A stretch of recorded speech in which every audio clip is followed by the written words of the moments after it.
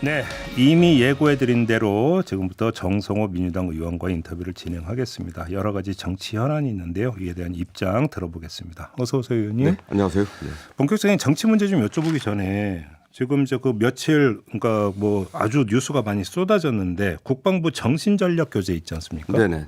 이제 의원님이 공개하신 거죠, 이거? 예, 그렇습니다. 네. 어떻게 평가하세요? 그 지난번 그 국정감사 때부터 정신교육 교재를 새로 만든다고 해갖고 계속 추적하고 저희가 예의주시하고 있었거든요. 최근에 좀 어느 정도 완성됐다고 해서 자료 요구를 했었죠.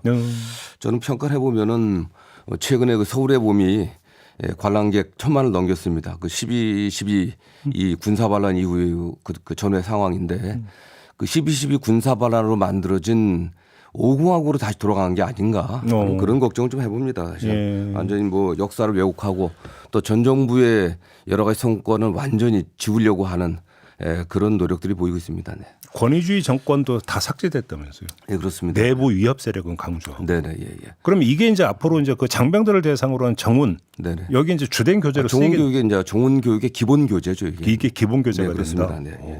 그래요? 아무튼 근데 국방부는 그냥 이대로 그냥 쭉 간다 이런 뭐 입장이에요. 가겠다는 거겠죠. 좀 최근에 뭐 홍범도 장군 흉상 철거 문제에서 보듯이 아무리 국민들이 반대하고 네. 지적을 해도 뭐 그냥 나가는 게 지금 현 정권의 특성 아니겠습니까? 그러니까 대통령은 뭐 이념 관련된 발언을 요즘 이제 그 특히 강서구청장 보궐선거 이후 많이 자제를 하는데, 네.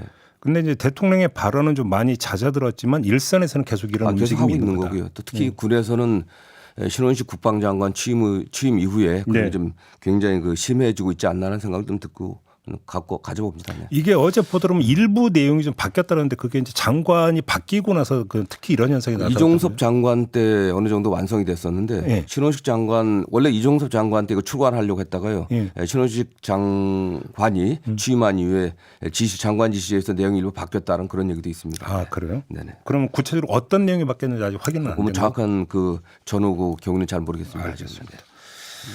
자, 정치 현안에 대한 좀 견해를 여쭤봐야 될 것 같은데 한동훈 국민의힘 비대위원장이 어제 취임을 했습니다. 취임사 들으셨죠? 네네네. 민주당한테 뭐 상당히 날을 세우던데 어떻게 평가하십니까? 연설문을 본인이 작성한다고 해갖고 저는 네. 관심 있게 봤지만 상당히 실망했습니다. 어. 집권 여당의 예. 비상대책위원장, 대책위원장, 사실 당대표 아니겠습니까? 예. 당대표로서 지금 굉장히 어려운 시기인데 예. 민생과 어쨌든 뭐 국민 통합에 대해서는 어떠한 비전과 가치도 좀 없습니다. 예. 오직 뭐 야당과 야당 대표를 갖다 청산해야 될 대상으로 보고 비판하는 데만 집중되어 있거든요. 굉장히 걱정입니다, 사실은요. 이게 본인이 왜 비대위원장이 됐는지, 왜 그 자리에 서게 됐는지에 대한 성찰은 없습니다. 이 시기에 당 대표가 사퇴하고 그 자리에 오게 된 것은 대통령과 당과의 관계거든요. 수직적 당정 관계 그거에 대한 문제의식에서 출발한 건데 거기에 대한 고민은 전혀 없습니다. 예. 한 문장을 그대로 읽어드리면 이재명 대표의 민주당이 운동권 특권 세력과 개딸 전체주의와 결탁해 자기가 살기 위해 나라를 망치는 것이다. 네네. 이런 문장이 있거든요. 저는 뭐 본인이 예. 자기 말은 여의도 문법과 다르다. 예. 국민의 상식에 기반한 문법이라고 얘기했는데 예. 이건 여의도 문법 중에서도 아주 극소수의 극단적인 여의도 문법이죠. 그렇게 이게. 됩니까? 여당의 당대표가 예. 야당의 당대표와 야당을 그렇게 표현할 수가 있겠습니까? 그러면 국민 일반도 그렇게 얘기하는 분들 없습니다. 예. 저는 뭐 매우 극단적인 어떤 성향의 어떤 야당 지도자가 나와갖고 여야 관계라든가 앞으로 나라가 굉장히 걱정이 됩니다. 네. 그 의원님께서 며칠 전에 그러니까 이른바 한나땡 네네. 그러니까 한동훈이 나오면 땡큐라고 네. 하는 이 한나땅에 대해서 이거는 되게 그 단선적인 사고다. 네네. 이런 취지의 어떤 지적을 하신 바가 예, 있습니다. 네. 좀 풀어주신다면 어떤 점에서 그렇게 보시는 겁니까? 저는 그 한동훈 장관이 법무부 장관으로서는 전 실패했다고 보고 있습니다. 예. 그가 대통령의 오른팔로서 대통령의 아바타로서 그 야당과 야당 당대표를 공격할 때는 일반인의 상식과 다른 방법을 해갖고 어느 정도 성공을 했습니다. 그러나 법무부 장관으로서는 그의 그 인사 실패에서 보듯이 제대로 된 법무부 장관 역할을 하지 못했어요. 그런 그가 이제 여당의 당대표 비대위원장이 됐기 때문에 자기 정치를 하지 않을까. 자기 정치를 하는 과정에서 또 대통령이 지금까지 해왔던 것과는 좀 다른 방향의 그런 어쨌든 선택들을 하지 않을까. 혹시 그럴 가능성들을 좀 대비해야 된다는 그런 얘기였습니다. 차별화를 시도할 수도 있다고 그렇습니다. 보셨던. 네. 그럼 어제 취임사를 보셨잖아요. 네네. 그러면 지금 그 어떤 그 의원님의 예견은 어떻게?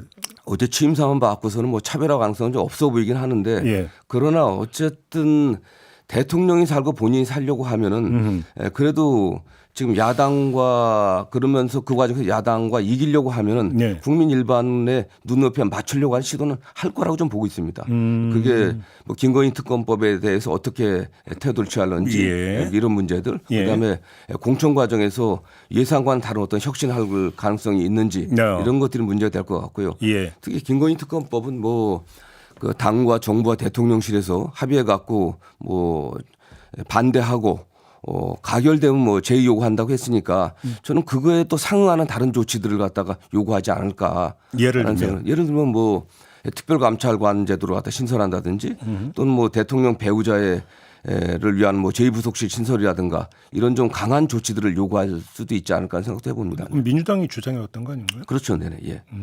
그럼 그게 어떤 그 김건희 특검법 반대의 대안이 될 수 있다고 대안이 되지 못하겠죠. 예. 왜냐하면 김건희 특검법은 사실은 법 앞에 누구나 평등하다고 한 장관이 늘 얘기해 왔습니다. 네. 법 위에 사람 없고 법 밑에 사람 없습니다. 대통령 배우자만이 왜 이렇게 수사에서 제외돼 있고 그의 범죄 혐의가 덮어져야만 합니까? 그렇지 않습니까? 그렇기 때문에 이 특검법을 해야 되는 거기 때문에 예. 저는 뭐 그런 정도 갖고 대통령 배우자의 범죄 혐의를 덮어둘 수 있는 그런 조건은 안 된다고 보고 있습니다. 그럼 이제 그 대비해야 된다고 말씀하셨다. 그럼 민주당은 어떻게 대비를 해야 된다는 생각이십니까? 역시 뭐 우리가 그에 대비해 갖고서 네. 우리는 우리의 길을 가는 거죠, 사실은. 우리가 역시 국민의 편에 서 갖고 민생을 챙기고 네. 또 여당에 못지않은 혁신을 해야 되고 또 그 과정에서 당 내부를 좀 최소화하는 그런 노력들을 해야 될 것으로 보고 있습니다. 여기서 이제 체크 포인트가 이른바 한동훈 바람이 불 것이냐 안 불 것이냐. 특히 네네. 수도권에서 네네. 이게 이제 최대의 그러니까 지금 그 관전 포인트 아니겠습니까? 네네.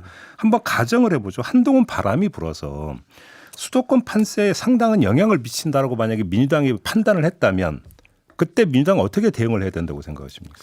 그 바람이 부는 시기가 문제겠죠, 사실은요. 예. 바람 부는 시기가 예. 공천 과정인지 공천이 다 끝난 이후인지 왜냐하면 선거 때까지 이미 뭐 한 100일 정도 남았습니다. 네. 그 과정에서 굉장히 정치적으로 요동이 실 텐데 어느 시기에 부느냐가 문제일 것 같고요. 물론 그렇죠. 한동훈 한동훈 바람이 여당의 공천 혁신 과정을 통해 갖고 일어난다고 하면 민주당도 거기에 대응해 갖고 예. 상하는 정도의 공천 혁신이 있어야 될 것으로 보고 있습니다. 그다음에 공천이 다 끝난 이후에 네. 어떤 한동훈 바람이 분다고 하면은 거기에 대응해서 민주당의 우리는 이재명 당대표도 그에 상응할 만한 또 나름의 결심도 해야겠죠. 잠깐만 거기서 상응하는 결심이라는 게 이재명 대표가 이선으로 물러나면서 이른바 통합비대위 구성을 말씀하시는 거예요. 저는 뭐 공천이 끝난 이후기 때문에 예. 그 당시 뭐 통합비대는 별 의미가 없다고 생각하고 있습니다. 그래요? 예. 아무튼 간판 교체까지 그러니까 염두에 둘 수 저는 있다는 뭐 이재명 말씀이시죠? 당대표 뭐 굳이 지금 단계에서 간판 교체라고 표현하기 적절치 않고 네.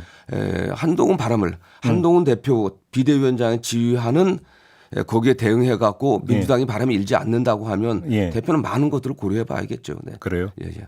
그러면 간판 교체는 안 되더라도 간판 추가는 그런 가능한 겁니까? 뭐 그런 것도 가능하겠지만 모든 가능성은 다 열어놓고 생각해야 되지 않겠습니까? 그러면- 다만 지금은 예. 그런 걸 논할 시기는 아니다라고 좀 보고 있습니다. 예, 논할 시기가 아님에도 불구하고 제가 질문을 드리는 얘기는 요 며칠 사이 이른바 삼총리 공동 선대위원장설이 또 돌던데 네네.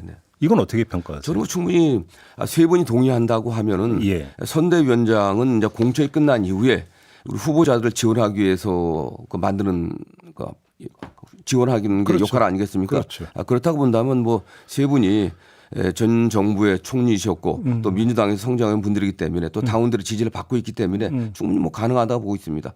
다만 세 분이 예. 거기에 대한 동의가 있어야겠죠. 네네. 근데 물론 그 동의 이전에 그 이 삼총리 공동 선대위원장 체제가 구축이 되려면 이낙연 전 대표가 뭐 탈당해서 신당을 만드는 것 자체가 포기가 돼야 되는 거죠. 네네. 어떻게 전망하십니까?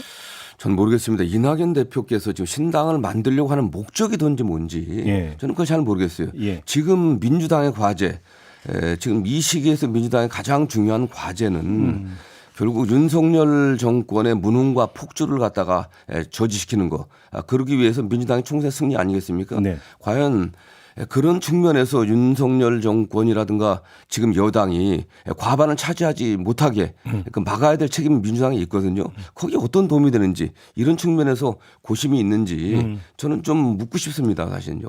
저는 뭐 민주당이 좀 약간 문제가 있다고 하면은 네. 그걸 해결할 만한 실천적인 좀 구체적인 해법을 제시해야지 신당 창당이 거기에 적합한 방법인지는 전 동의하기 쉽지 않습니다. 저는. 좀 이재명 대표가 좀 그 이낙연 대표 찾아가서 좀 만나면 안 됩니까? 전 모르겠습니다. 지금 단계에서 이낙연 대표가 여러 가지를 말씀하시는데 예. 그 전제 조건은 일관되거든요. 당대표 사퇴, 비대위 구성이기 때문에 이런 전제 조건을 둔다고 하면 만남이 무슨 의미가 있겠습니까? 전제 조건 없이 현재의 문제를 타개하기 위해서 예. 그다음에 윤석열 정권의 무능과 폭주를 저지하기 위해서 우리가 어떻게 해야 되는지 그걸 전제 조건 없이 만나서 얘기를 하셔야지 그 전제 조건을 둔다고 하면 그야말로 본인 말씀하는 것처럼 사진 찍기 위해 무슨 의미가 있겠습니까? 그래요. 원칙과 상식 그 4명 의원이 있지 않습니까? 네네. 이분들도 사실은 12월까지 지켜보겠다라고 얘기를 했어요. 네네. 그러면 12월 이후에는 어떻게 할 것인가 지금 관심사인데 의원님이 좀 전망을 하신다면.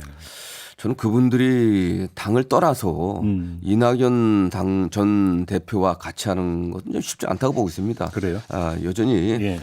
민주당에 계시고 그동안 또 당에서 정치 활동해온 그런 과정들이 있지 않겠습니까? 예. 그런 걸 본다고 하면 그래도 민주당 내에서 함께 하는 게 전 좋다고 생각하고 있습니다. 네. 그래요.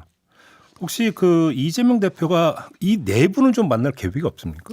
그건 잘 모르겠습니다. 어쨌든 뭐 그분들도 똑같이 이낙연 당대표와 같은 주장을 하고 있습니다. 네. 당대표 사퇴와 비대위 구성이 선행돼야 된다고 하는데 그런 전제 조건 없이 당의 승리를 위해서 한번 만나보는 건 좀 필요하다고 보고 있습니다. 네. 최근에 또 이제 그 요 며칠 사이 불거지고 있는 문제가 이 공천 적격성 심사인데요. 네네. 예를 들어서 김윤식, 최성, 이창우 등 비명계 인사들에 대해서 부적격 판정을 내리면서 마약 성범죄자를 변호한 이건태 이재명 대표 특보 음주운전 논란을 일으킨 이용주 전 의원 탈당 후 무소속 출마를 했던 문석균 김대중 대당 의정부 시지회장 적격 판정을 해줬다. 네네. 이들은 친명이다. 네네. 이 공천 학살 시작된 거 아니냐. 이런 주장이 나오던데 어떤 말씀 주시겠습니까? 저는 뭐 그건 잘못된 거라고 생각하고 있고요. 지금 뭐 당 공주 후보자 자격심사위원회는 철저하게 당원 당규에 근거해서 하고 있습니다. 네. 그래서 지금 뭐 제가 구체적인 이름을 거명하기는 좀 부적절하다고 보고 있고요. 다만 이재명 대표와 가까운 분들도 많은 분들이 여러분들이 탈락하고 있습니다. 네. 지금 뭐 적격 심사 통과된 분들은 그건 나름 사유가 되기 때문에 그런 거고 부적격한 분들은 그 당원 당규에 규정상 안 됐기 때문에 좀 그렇다고 보고 있고요. 이게 뭐 거기 지도부의 지도부의 의지가 거기에 투영돼 갖고 그렇게 결정된 게 아니라 완전 뭐 거기 계신 분이 각자 자기 말씀 다 하신다고 하더라고요. 100% 독립적 자율적으로 좀 그렇게 심사하고 판단하는 있다고 걸로 알고 있습니다. 저는. 그렇게 생각하세요? 예, 네. 어떤 입김도 들어가지 않고 있다. 들어갈 수 없는 구조입니다 지금요. 그럼 입김이 안 들어가도 눈치를 보는 결과 이런 건 지금 없습니까? 누가 거기 오신 분들이 네. 뭐 당대표 눈치를 볼 분들 없습니다. 부적격 판정을 받은 그러니까 최성전 고양시장 같은 경우는 이낙연 신당에 합류하겠다. 네. 어제 이렇게 선언했던데 이건 어떻게 평가하죠? 저는 뭐 이낙연 전 대표 신당이 아직 만들어지지도 않았는데 네. 이낙연 대표와 신당 같이 만들면 같이 만들겠다면 그런 의미라고 생각하는데 저는 뭐 최성 전 시장도 네. 민주당에서 국회의원 하셨고 네. 또 시장 2분 하신 분 아니겠습니까? 네. 민주당 승리를 위해 어떤 역할을 하는지 고민해 볼 필요가 있다고 생각합니다. 네. 아무튼 이 그 적격성 심사에서부터 이렇게 지금 논란이 계속 불거지면 공천 이제 본격적인 공천 국면 들어가면 더더욱 이제 더 심해질 가능성이 있는데 그래서 누구보다 중요한 게 공천관리위원장 아닙니까? 네네. 어떤 사람이 돼야 된다고 생각하세요? 역시 뭐 공천이라고 하는 것이 어떤 경쟁 아니겠습니까? 경쟁인데 경쟁에서 탈락자가 생기고 탈락자가 생기면 늘 반발이 있었습니다. 과거 저도 여러 차례 선거에 나갔지만 단 한 번도 공천 과정에 조용한 적이 없었습니다. 네. 저는 뭐 그래서 그건 당연한 현상이라 보고 있고요. 다만 공천은 그 과정이 공정하고 투명하고 네. 그다음에 공천관리위원장이 일체 외압에서 자유로운 분야에 되어야 된다고 생각하고 있습니다. 당도 어느 정도 알고 네. 또 이 공천 결과에 공천 결과에 승복할 만한 어떤 정치적 권위도 있는 그런 분들이 했으면 좋겠다라는 생각이 듭니다. 그러면 중량감이 있는 외부 인사 이렇게 이해하면 뭐 될까요? 개인적으로 그렇습니다. 네네. 그래요? 네네. 혹시 좀 뭐 그러니까 그 뭐 후보로 뭐 추천할 만한 분 이런 분 혹시 좀 생각나시는 분이 있습니까? 저는 뭐 제가 최근에 최근이 아니라 제가 당직을 맡고 있는 사람도 아니고 예. 이재명 대표 측근이라고 하지만 특별히 뭐 구체적 현안에 대해서 논의하는 사람이 아니기 때문에 예. 뭐 추천하고 그러지는 않았습니다. 시간이 다 됐는데요. 지금 선거 판세는 어떻게 읽고 계세요? 수도권에서 좀 유리하다고 보십니까? 저는 뭐 서로 근소한 차이에서 예. 뭐 앞서거니 뒤서거니 하는 뭐 백중세라고 보고 있습니다. 그래요? 향후 실수를 하지 않는 게 가장 중요하다고 보고요. 실수를 하지 않는 게 중요하고 공천 과정에서 얼마나 공정하고 투명하게 유능한 인사들을 갖다 공천하는지 거기에 달려있다고 보고 있습니다. 바로 그 지점에서 그러다 보니까 민주당이 너무 부자 몸조심하고 그러다 보니까 쇄신을 못하고 그래서 결국은 이게 총선의 악재가 될 거다는 이런 지적은 어떻게 생각하십니까? 그게 동의하고 싶지 않습니다. 동의하고 그래요? 싶지 않고요. 예. 지금 뭐 상당히 많은 유능한 분들을 지금 영입하고 있고 그 영입한 분들을 비례대표나 또 아니면 그 현장에 또 그 지역구에 또 투입할 여러 가지 준비 작업들을 하고 있습니다. 예. 아, 그래요. 알겠습니다. 오늘 말씀 여기까지 드려야 될 것 같네요. 고맙습니다, 의원님. 네, 감사합니다. 정성호 민주당 의원이었습니다.